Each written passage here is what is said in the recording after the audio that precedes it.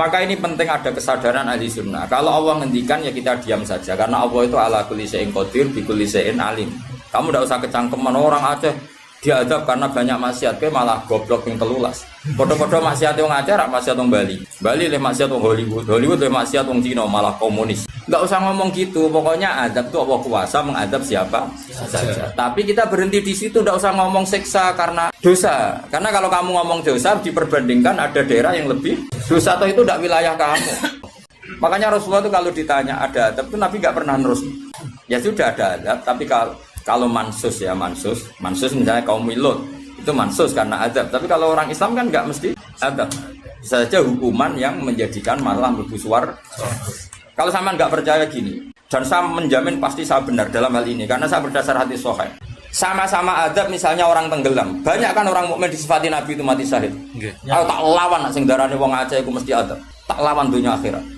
Selain wong sombong berarti tak maca hadis. Lho coba Nabi beberapa kali ngendikan umatku sing syahid itu sekian-sekian termasuk sing mata ghori kon sing mati tenggelam coba.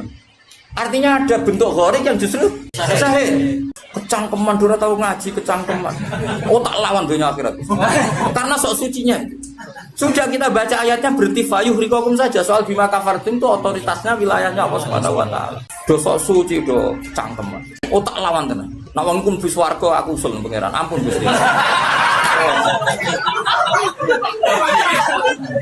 Niku nate ngenyek tiang wong sak provinsi. Sok sucinya. Lo coba ya. Banyak orang mati divonis misalnya kamu, wah iku krana adab. Ternyata Nabi ngendikan mabtun wong lara weteng syahid. Gharik syahid, mahdum syahid. Orang yang mati korban, kan kita tidak pernah tahu. Ya sudah bodoh-bodoh tidak pernah tahu, pakai yang husnul khotimah saja, pakai yang husnudzon saja. Saya ulang lagi ini penting saya utarakan. Jadi Allah saja yang Tuhan ngendikan itu potensi. Saya pastikan lah. Kita semua kenal Allah yang warahmati wasiat. Nabi berkali-kali ngendikan inna rahmati sabaqat ghadabi. Sebagian riwayat bukan sabaqat, ghalabat. Setiap rahmatku pasti mengalahkan azabku. Artinya gini, kalau ada potensi azab, ya kita milih itu bentuk rahmat saja dulu karena itu yang mesti menang. Jadi paribasane aku roh muni, mati kecepet omahe paribasane. Utawa mati tiba ning WC. Misal aku tetap darani syahid, kategorine mahdum.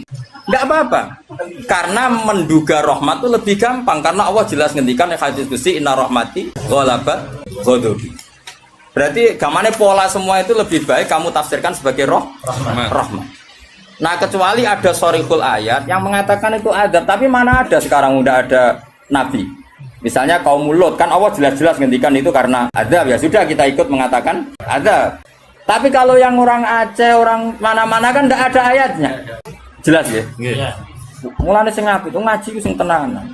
Loh kalau kaum Lut kan binasillah misalnya fijarata kada wa kada terus Allah ngendikan karena adab. Ya sudah kita ikut tentang kaumnya Nabi Lut. Tapi sekarang yang saya misalnya ada orang punya penyakit homoseks, kemudian dia kena adab. Ya sudah itu sanksinya Allah. Bisa saja adab ini kalau dia mukmin kafaroh betul. Memang ya adab tapi oleh Allah dihitung kafaroh dan itu hadis sahih. Tidak ada seorang mukmin yang punya dosa kecuali nanti dia kena masalah, nanti kena ri atau kesandung dari Nabi dan itu nanti jadi kafarnya. Jadi saya pastikan fayuhrikokum bima kafartum itu untuk konteks orang mukmin kamu baca separuh saja sudah Allah itu mampu menenggelamkan kalian. Tapi khusus orang mukmin khitabnya jangan bima kafartum kan kita tidak kafir. Loh kalau Allah kan maha tahu sehingga Allah berhak dong ngendikan bima kafartum mergo kowe kafir. Kita kan tidak tahu apalagi zahirnya dia mukmin kan ayat itu tidak kena. Ayat itu kan pada orang kafir bima kafartum ayatil kowe bima amantum.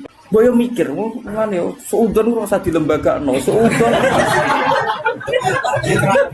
Lah wong seudon kok dalil. Ijo ana panggunge dia. Wong seudon siri wae elek men seudon kok dikei panggung. Ajak-ajak bisa. Lha seudon kok dilembagakno. Tak lawan yakin dunia. Bahaya itu bahaya sekali. Ora terima bahaya sekali. Ya saya ulang lagi ya. Jadi kata qadir itu potensi. Enggak mesti terjadi karena kita tahu warahmati wasat belas. Inna rahmati sabaqat ghadabi wa firyatin ghalabat. Jadi kalau ada fenomena tak pilih dulu itu rahmat, terutama kalau pada orang mukmin. Mulane ngaji to, pun nanganut kula. Fayukhriqakum bima kafartum. Sing berhak ngendikan bima kafartum iki sapa arah pengiran.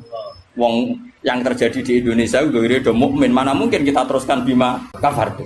Rungokno tobat wong-wong. Aman Nabawi anut Sayyidina Ali. Jadi Sayyidina Ali, aku sebenarnya ketemu pangeran pertama, ngelapor wong sing masalah mbak aku. Ana awwalu man yatsu baina yadir rahmanil khusuma. Aku wong pertama sungkeman yang pangeran. Iku apa konfirmasi, musuhku aku bener di. Aku sih yakin ngono. Aku sebenarnya yo ngono. Ulama dilawan balik ngenyek. Tapi kalau Allah ngendikan adab itu mau ngendikan potensi. Jong nak kelakuan ngene, aku iku kuwasa mendatangkan siksa. Kuwasa itu kan belum eksekusi kan? Bisa iya, bisa tidak. Maka ya sudah itu potensi. Maka kalau ada orang mukmin ngalami apa-apa, itu sebagai adab banyak potensi. Yang mesti terjadi hubungan manusia dengan Allah itu rahmat. Wawas ya orang. Wes akeh murid kula nak di keyakinan ndak seperti saya tak lawan. Karena ini menyangkut tradisine pangeran, sunnatullah hubungane mbek kaulane iku rahmat. Bahkan redaksine kata cara aku ra ahli sunah namaknani majibno. Mari ahli sunah nak darani apa ora wajib nglakoni apa ya ono wae. Maksudnya kula yo kan. Wes jelas istilahnya kan kata barabbukum ala nafsi. Cuma kita sebagai ahli sunnah mengatakan Allah itu tidak wajib melakukan apa saja. Tapi Allah sendiri mengistilahkan dirinya pasti mewajibkan pada dirinya melakukan rahmat. Baik kula suwun. Hubungane wong mukmin be Allah iku yakini hubungan sing baik. Mergo Allah ngendikan be kata rabbukum ala nafsi rahmah. Sebagian wassalamu ala manit tabal huda. Dadi anggere ana wong mukmin hubungannya ambil Allah itu untuk salam, paham ya?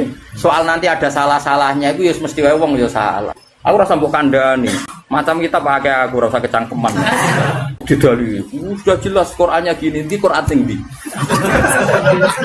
Wah, saya pernah melihat ada kitab judulnya welali, aku isine lho ya.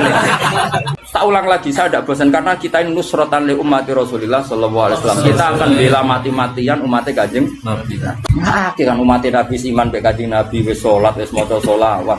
Zaman akhir koyo ngene rusak isih ibadah. Mbok tuduh nak kena adab. Wis aku. Wis tak nak kena sanksi koyo Kanjeng Nabi lho nak ngendikan niku. Kanjeng Nabi nak ngendikan kan enak, wong mukmin kena ri, kena opo wae bahkan susah. Wong mukmin kok susah. Susahe wae insyaallah dadi kafarah. Mulane Kanjeng Nabi nate ngendikan inna minadz-dzunubi dzamban la yukaffiruhu illa hamul maisha. Ana dosa iku isane kafarah nak kowe susah. Asa ulang lagi berkali-kali. Pokoke nak ana masalah mbek wong mukmin, sing gampang takwilane yaiku hubungane rahmah. Iku sing bisi watil jasmi. Mergo Allah ngendikan wa rahmati wasi'at kullasyai. Setiap orang pasti mendapatkan rahmat Allah. Lah soal nanti Allah rodok ngekei sanksi mergo duwe Quran ora dijogo. Dadi kiai ora tau mulang. Terus rodok diadab apa sithik-sithik bojone minggat. Rezekine angel. Yo nak pancen iku adab tenan mesti asal wong mukmin statusnya apa nglebur dosa ora istena. Kowe sing hukume adab terus piye? Dadi anggap ae dikopiok ngono lho maksudnya.